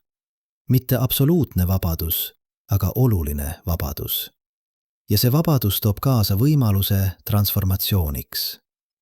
Mõtle, kuidas sa oled muutunud oma elu jooksul. Sa pole sama inimene, kes sa olid 10 aastat tagasi. Sa pole sama inimene, kes sa olid 5 aastat tagasi. Sa pole isegi sama inimene, kes sa olid eile. Iga kogemus muudab sind. Iga mõte muudab sind. Iga valik muudab sind. Sa oled protsess, mitte asi. Sa oled verb, mitte nimisõna. Sa ei ole inimene, kes on. Sa oled inimene, kes saab. Ja see saamine pole juhuslik. See pole ette määratud. See on osaliselt sinu valik. Neuroloogid nimetavad seda neuroplastilisuseks. Sinu aju pole fikseeritud. Ta muutub pidevalt. Iga kord, kui sa õpid midagi uut, tekivad uued ühendused. Iga kord, kui sa harjutad midagi, tugevnevad need ühendused. Iga kord, kui sa lõpetad millegi tegemise, nõrgenevad vanad ühendused. Sinu aju on nagu mets. Kui sa kõnnid sama rada iga päev, muutub see laiemaks, selgemaks, lihtsamaks käia. Kui sa lõpetad selle raja kasutamise, kasvab see kinni. Uued rajad tekivad, vanad kaovad. Sinu mõtted on nagu sammud. Iga mõte on samm mööda rada. Mida rohkem sa mõtled teatud viisil, seda lihtsamaks see muutub. Mida vähem sa mõtled teatud viisil, seda raskemaks see muutub. See tähendab, et sa saad ümber programmeerida oma aju. Mitte kergesti, mitte kiiresti, aga järk-järgult, järjekindlalt, teadlikult. Kui sa tahad muuta oma elu, alusta oma mõtetest. Kui sa tahad muuta oma mõtteid, alusta oma tähelepanust. Kui sa tahad muuta oma tähelepanu, alusta teadlikkusest. See on transformatsiooni tee. Mitte müstiline, mitte üleloomulik, vaid praktiline, mõõdetav, teaduslik. Aga siin on paradoks. Mida rohkem sa üritad kontrollida oma mõtteid, seda vähem sa neid kontrolli. Mida rohkem sa võitled oma mõtete vastu, seda tugevamaks nad muutuvad. Budistid on teadnud seda tuhandeid aastaid. Nad nimetavad seda teise noole probleemiks. Esimene nool on valu. Teine nool on sinu reaktsioon valule. Esimest noolt sa ei saa alati vältida, aga teist noolt saad. Kui sul on negatiivne mõte, see on esimene nool. Kui sa hakkad süüdistama ennast negatiivse mõtte pärast, see on teine nool. Kui sa hakkad muretsema, et sul on negatiivsed mõtted, see on kolmas nool. Lahendus pole võidelda mõtete vastu. Lahendus on vaadata neid, tunnistada neid, aksepteerida neid ja siis valida, millistele tähelepanu pöörata. See on mindfulness, teadlikkus, mitte mõtete kontrollimine, vaid mõtete vaatlemine. Ja siin tuleb ring täis. Topeltpilu katse näitab, et vaatlus muudab reaalsust. Mindfulness näitab, et vaatlus muudab mõtteid. Mõlemad näitavad sama põhimõtet. Vaatleja pole eraldatud vaadeldavast. Vaatleja on osa süsteemist. Ja vaatlus muudab süsteemi. Aga kes on vaatleja? Kes vaatleb mõtteid? See on sügavaim küsimus. Budistid ütlevad, et pole olemas püsivat mina. On ainult protsess. Mõtted tekivad, eksisteerivad, kaovad. Pole kedagi, kes omab mõtteid. On ainult mõtted. Neuroloogid ütlevad midagi sarnast. Pole olemas eraldiseisvat mina aju sees. On ainult võrgustik, mis töötleb informatsiooni. Mina on illusioon, mida see võrgustik loob. Aga kui mina on illusioon, kes siis kogeb? Kes vaatleb? Kes valib? See on paradoks. Ja võib-olla pole sellel lahendust. Võib-olla on see üks neist küsimustest, mida Gödel kirjeldas. Küsimus, mis on tõene, aga mida ei saa tõestada. Või võib-olla on lahendus see, et küsimus ise on vale. Võib-olla pole olemas vaatlejat ja vaadeldavat. Võib-olla on ainult vaatlus, protsess, voog. Taoistid nimetavad seda tao, voog, mis voolab, tee, mis kõnnib, elu, mis elab. Pole eraldiseisvat sind, kes elab elu. Sa oled elu, mis elab iseennast. See kõlab müstiliselt, aga see on kooskõlas kvantmehaanikaga. Pole eraldiseisvaid osakesi, on ainult lained, väljad, interaktsioonid. Pole eraldiseisvat elektroni, on ainult kvantväli, mis võnkub. Pole eraldiseisvat sind, on ainult universumi osa, mis on muutunud teadlikuks iseendast. Ja see on uskumatu. Mõtle sellele. Sa oled aatomite kogum. Need aatomid tekkisid tähtedes miljardeid aastaid tagasi. Need tähed plahvatasid, need aatomid hajusid kosmosesse, need aatomid kogunesid uuesti, moodustasid planeedi, moodustasid molekule, moodustasid rakke, moodustasid sind. Sa oled tähetolm. sõna otseses mõttes. Iga aatom sinu kehas oli kunagi osa tähest. Ja nüüd need aatomid on organiseerunud nii keeruliselt, et nad on muutunud teadlikuks. Nad mõtlevad, nad tunnevad, nad valivad. Nad küsivad, mis ma olen? See on universum, mis vaatleb iseennast. Universum, mis mõtleb iseenda peale. Universum, mis imestab iseenda üle. Sa pole eraldatud universumist. Sa oled viis, kuidas universum kogeb iseennast. Ja see muudab kõike. Kui sa oled eraldatud, oled sa üksi.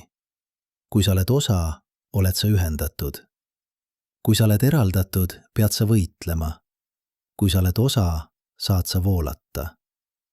Kui sa oled eraldatud, oled sa piiratud. Kui sa oled osa, oled sa lõpmatu.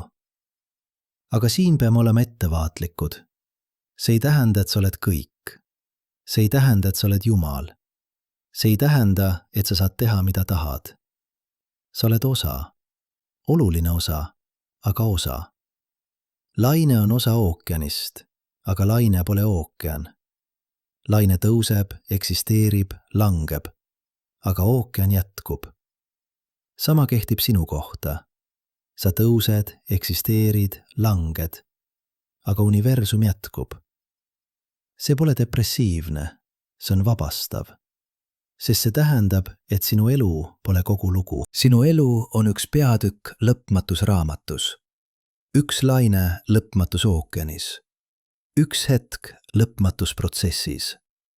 Ja see hetk on väärtuslik. Mitte sellepärast, et see kestab igavesti, vaid sellepärast, et see on ainulaadne.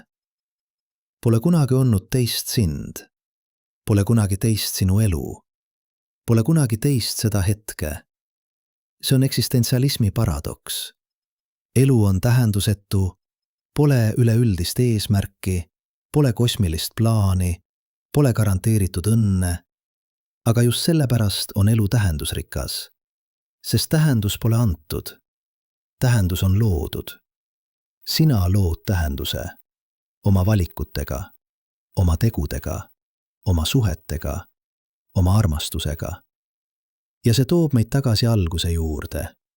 Topeltpilukatse. Vaatlus muudab reaalsust. Aga nüüd me mõistame seda sügavamalt. Pole eraldiseisvat vaatlejat ja reaalsust. On üks põimunud süsteem. Vaatleja on osa reaalsusest. Reaalsus tekib vaatluse kaudu. Sa pole passiivne pealtvaataja. Sa oled aktiivne osaleja. Mitte kõikvõimas, mitte ainuke looja, aga kaaslooja.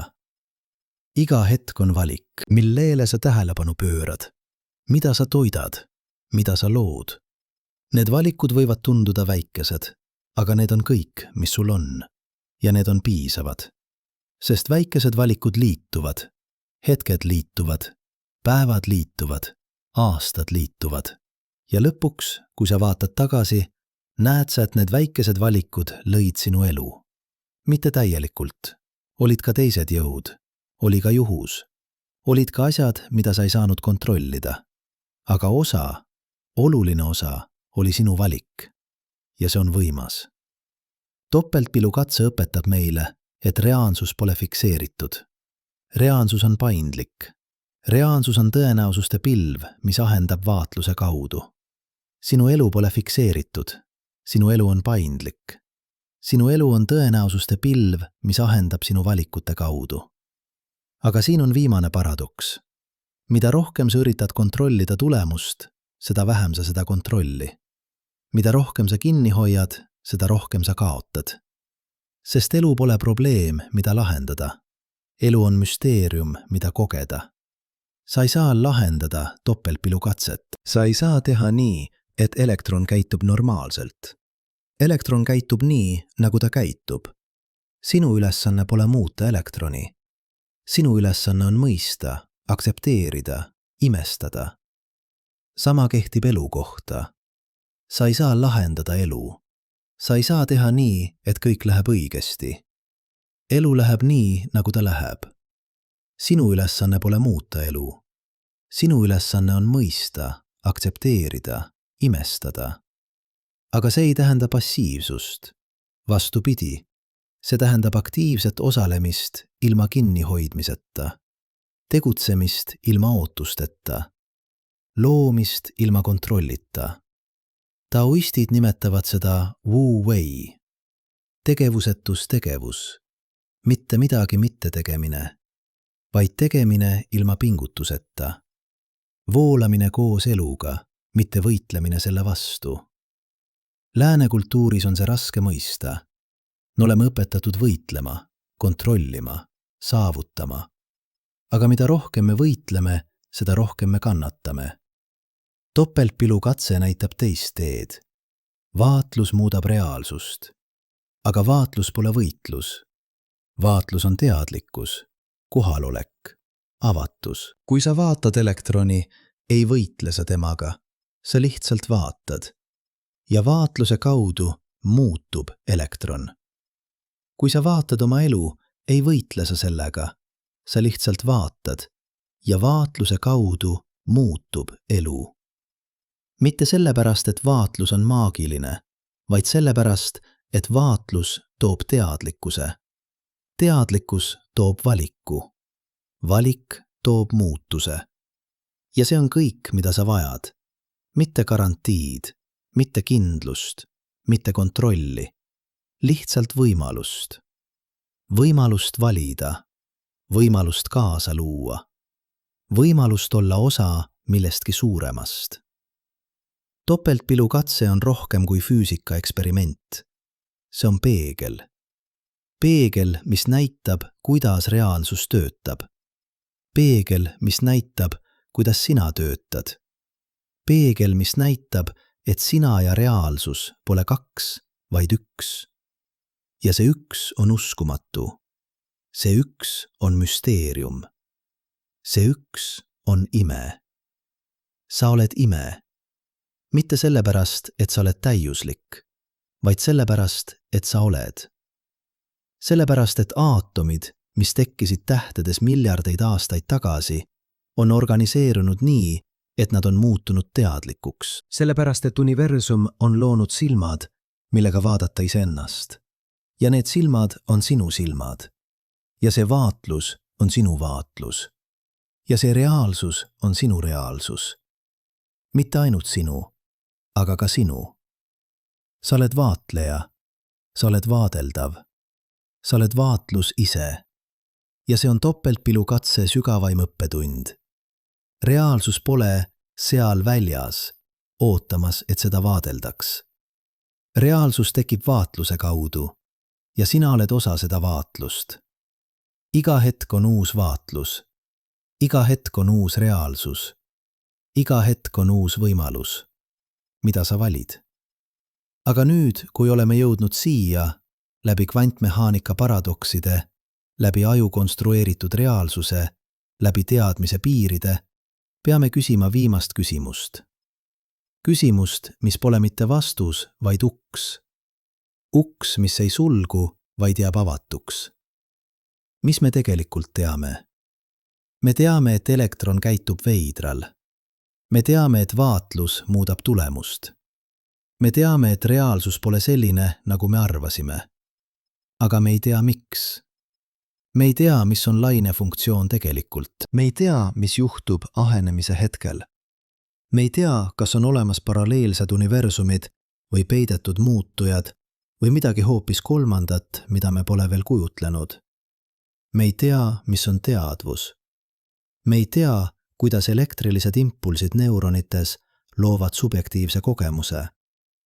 Me ei tea, kas teadvus on fundamentaalne või emergentne või illusioon või midagi hoopis muud. Me ei tea, mis on aeg. Me ei tea, miks ta voolab ühes suunas. Me ei tea, kas ta on reaalne või illusioon.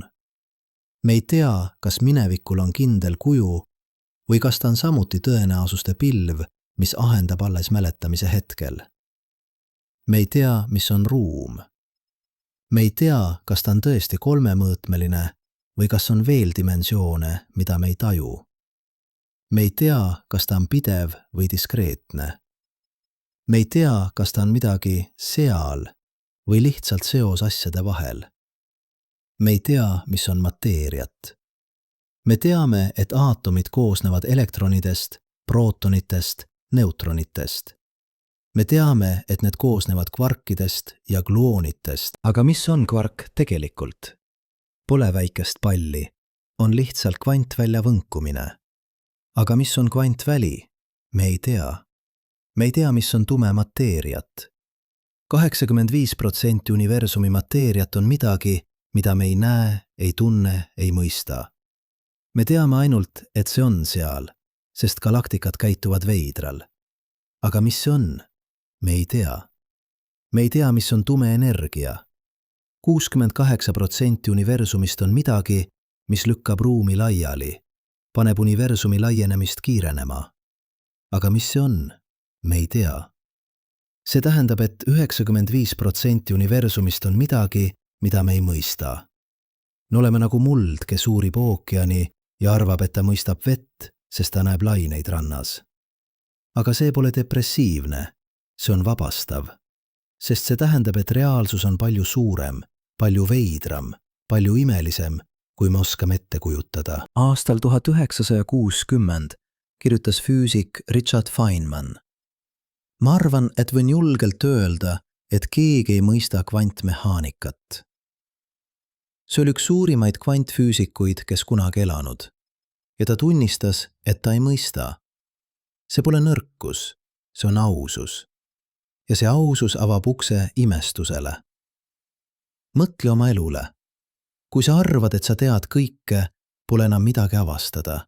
Pole enam midagi õppida. Pole enam midagi imestada. Elu muutub igavaks. Aga kui sa tunnistad, et sa ei tea, avaneb maailm. Iga hetk on võimalus avastada. Iga kogemus on võimalus õppida. Iga küsimus on võimalus imestada. Lapsed teavad seda. Laps küsib pidevalt, miks? Mitte sellepärast, et ta tahab vastust, vaid sellepärast, et ta tahab mõista. Ja iga vastus toob kaasa uue küsimuse.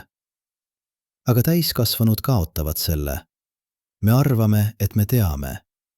Me lõpetame küsimise. Me lõpetame imestamise. Ja me kaotame midagi olulist. Topeltpilukatse kutsub meid tagasi imestuse juurde. See näitab, et isegi kõige lihtsamad asjad, elektron, valgus, vaatlus, on täis müsteeriumi. Ja kui isegi füüsika, kõige täpsem teadus on täis müsteeriumi, siis mis siis elust? Mis siis armastusest? Mis siis teadvusest? Mis siis sinust? Sa oled müsteerium. Mitte probleem, mida lahendada. Müsteerium, mida kogeda. Aga siin on paradoks. Lääne kultuuris me ei armasta müsteeriume. Me tahame vastuseid. Me tahame kindlust. Me tahame kontrolli. Aga mida rohkem me üritame kontrollida, seda rohkem me kannatame. Sest elu pole kontrollitav. Elu on voog.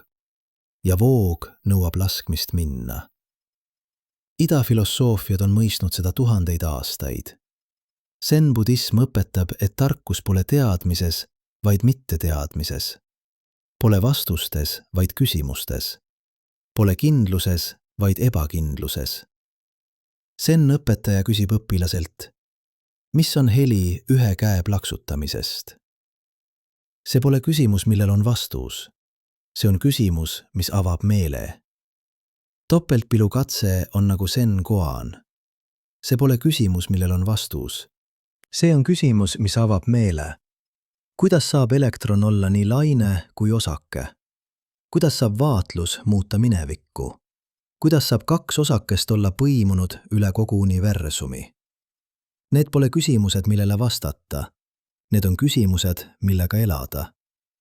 Ja see elamine küsimusega muudab sind. Sest kui sa elad küsimusega, oled sa avatud. Kui sa oled avatud, märkad sa asju, mida sa muidu ei märkaks. Kui sa märkad rohkem, mõistad sa rohkem. Kui sa mõistad rohkem, kasvad sa. See pole lineaarne protsess. See pole ma ei tea, ma õpin, ma tean. See on tsükkel. Ma ei tea, ma imestan, ma avastan, ma mõistan natuke, ma avastan, et ma ei tea veel rohkem, ma imestan veelgi rohkem.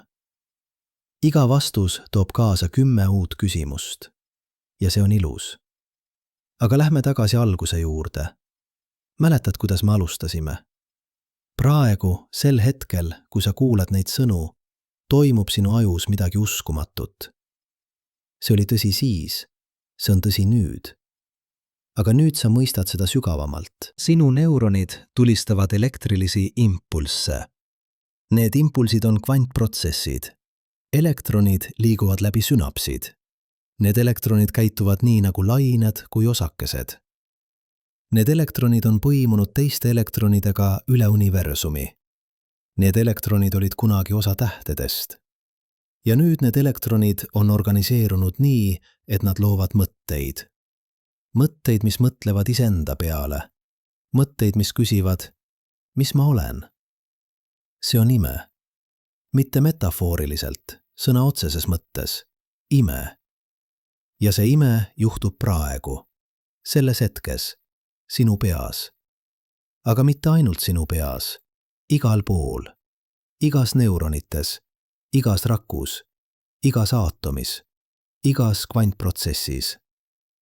Universum pole surnud mehhanism. Universum on elav protsess. Protsess, mis loob iseennast. Protsess, mis vaatleb iseennast. Protsess, mis imestab iseenda üle. Ja sina oled osa seda protsessi. Mitte väike osa, mitte ebaoluline osa, vaid oluline osa. Sest sina oled koht, kus universum on muutunud teadlikuks. Sina oled silmad, millega universum vaatab iseennast. Sina oled mõtted, millega universum mõtleb iseenda peale. Ilma sinuta oleks universum pime. Ilma sinuta poleks kedagi, kes vaataks tähti. Ilma sinuta poleks kedagi, kes küsiks, miks. See pole egotsentrilisus. See pole arvamine, et sina oled keskpunkt. Sest sama kehtib iga teadvuse kohta, iga inimese kohta, iga looma kohta, iga olendi kohta, kes kogeb. Iga teadvus on koht, kus universum ärkab. Iga teadvus on oluline. Iga teadvus on ime. Aga sinu teadvus on ainuke, mida sa otseselt kogeda. Sinu teadvus on sinu aken universumisse. Ja see aken on ainulaadne. Pole kunagi olnud teist sind. Pole kunagi teist sinu perspektiivi. Pole kunagi teist sinu kogemust. Ja see teeb sinu elu väärtuslikuks. Mitte sellepärast, et see kestab igavesti, vaid sellepärast, et see on ainulaadne. Laine tõuseb ookeanist, eksisteerib hetke, langeb tagasi. Aga selle hetke jooksul on laine ainulaadne. Pole kunagi olnud täpselt samasugust lainet. Pole kunagi täpselt samasugust vormi, liikumist, valguse murdumist. Sama kehtib sinu kohta.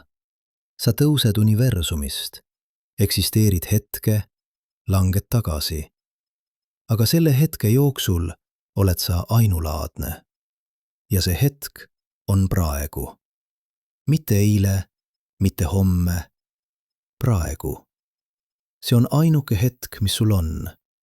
Ainuke hetk, mis on reaalne. Minevik on mälu. Tulevik on kujutlus. Ainult praegu on.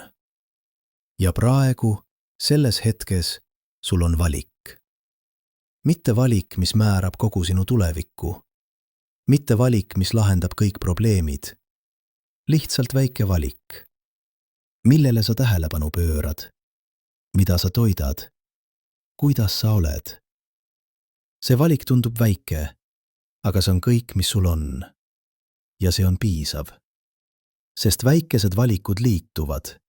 Hetked liituvad. Ja lõpuks need hetked loovad elu. Mitte täiuslik elu.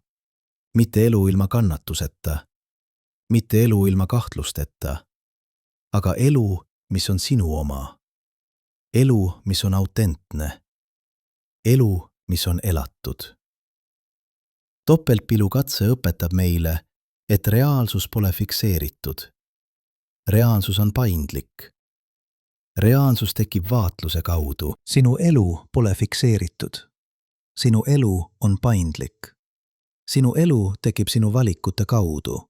Aga siin on viimane paradoks, viimane õppetund, viimane küsimus. Kui vaatlus loob reaalsust, siis kes vaatleb vaatlejat? Kui sina vaatad oma mõtteid, siis kes vaatleb sind? Kui sina oled osa universumist, mis vaatleb iseennast, siis kus see vaatlus algab? Kus see lõpeb? See on lõpmatu regressioon ja võib-olla pole sellel lahendust. Võib-olla on see üks neist küsimustest, mis jääb avatuks. Aga võib-olla on see õige küsimus. Võib-olla pole eesmärk leida vastust. Võib-olla on eesmärk elada küsimusega. Sest küsimus hoiab sind ärksana. Küsimus hoiab sind avatud. Küsimus hoiab sind kasvamas.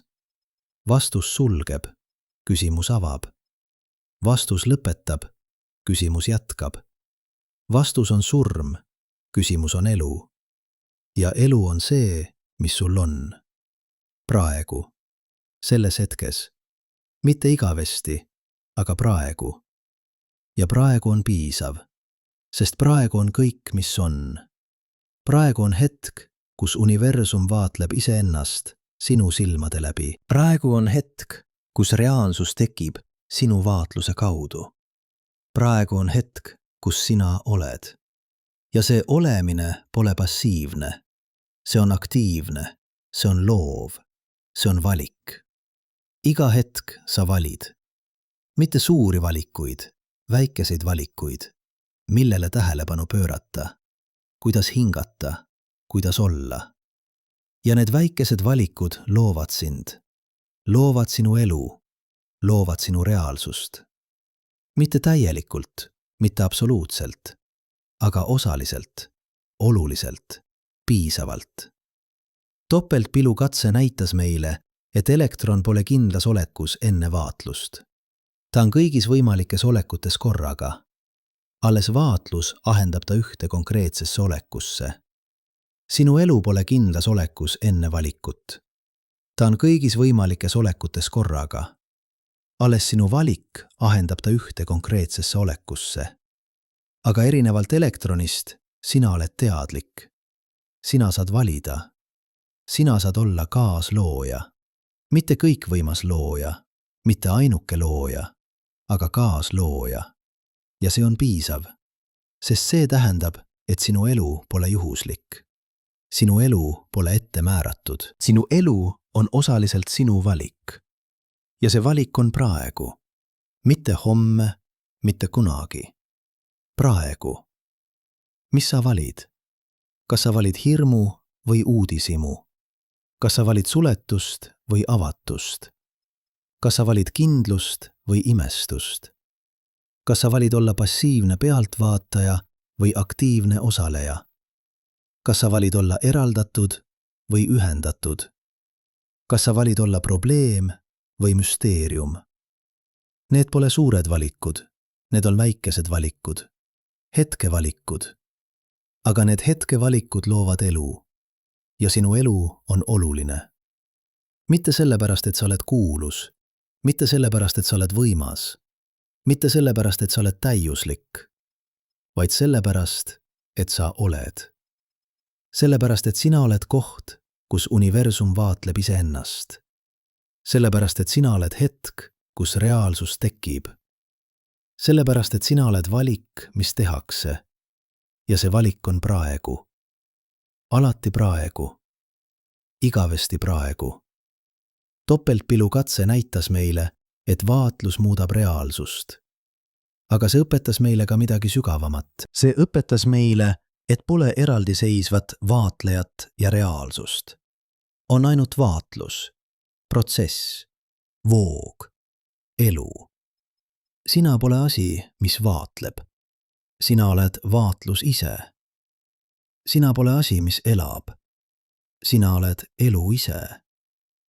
Sina pole asi, mis on. Sina oled olemine ise.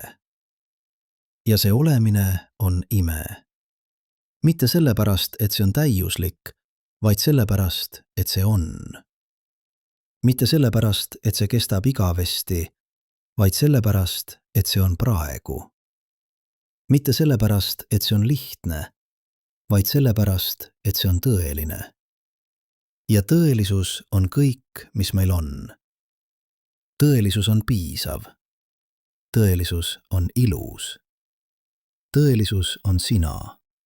Praegu. Selles hetkes. Vaatlemas. Olemas. Elamas.